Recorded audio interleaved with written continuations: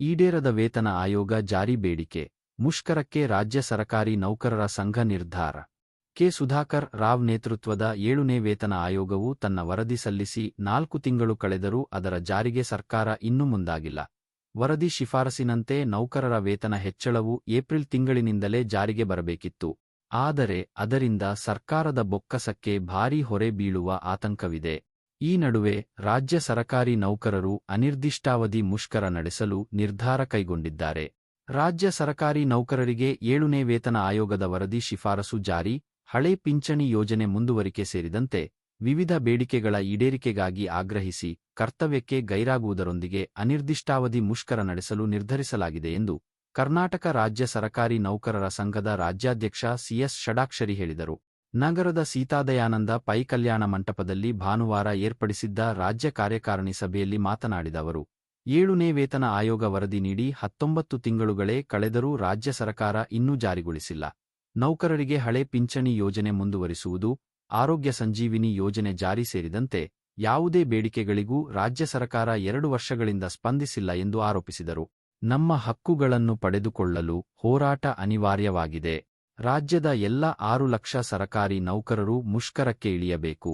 ಅಮಾನತು, ವಜಾ, ಎಸ್ಮಾ ಜಾರಿ ಸೇರಿದಂತೆ ಯಾವುದೇ ಒತ್ತಡ, ಬೆದರಿಕೆಗೂ ಬಗ್ಗದೆ ಕರ್ತವ್ಯವನ್ನು ಬಹಿಷ್ಕರಿಸಿ ಚಳವಳಿ ನಡೆಸಬೇಕು ಎಂದು ಕರೆ ನೀಡಿದರು.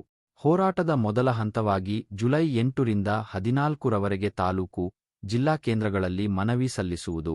ನಂತರ ಬೆಂಗಳೂರಿನಲ್ಲಿ ಮತ್ತೊಮ್ಮೆ ರಾಜ್ಯ ಕಾರ್ಯಕಾರಿಣಿ ಸಭೆ ನಡೆಸಿ ಬೇಡಿಕೆಗಳ ಈಡೇರಿಕೆಗೆ ಒತ್ತಾಯಿಸಲಾಗುವುದು. ಸ್ಪಂದಿಸದಿದ್ದಲ್ಲಿ ಈ ತಿಂಗಳ ಕೊನೆಯಲ್ಲಿ ಅಥವಾ ಆಗಸ್ಟ್ ಆರಂಭದಿಂದಲೇ ಕರ್ತವ್ಯಕ್ಕೆ ಗೈರು ಹಾಜರಾಗಿ ಅನಿರ್ದಿಷ್ಟಾವಧಿ ಮುಷ್ಕರ ನಡೆಸುವ ಬಗ್ಗೆ ತೀರ್ಮಾನಿಸಲಾಗಿದೆ ಎಂದು ತಿಳಿಸಿದರು.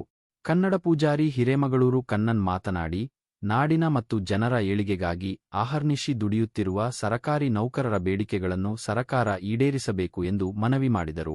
ಸರಕಾರಿ ನೌಕರರ ಸಂಘದ ರಾಜ್ಯ ಗೌರವಾಧ್ಯಕ್ಷ ವೆಂಕಟೇಶಯ್ಯ, ಕಾರ್ಯಾಧ್ಯಕ್ಷ ಮಲ್ಲಿಕಾರ್ಜುನ್, ಹಿರಿಯ ಉಪಾಧ್ಯಕ್ಷರಾದ ಎನ್.ವಿ. ರುದ್ರಪ್ಪ, ಎಸ್. ಬಸವರಾಜ್, ಖಜಾಂಚಿ ಡಾ.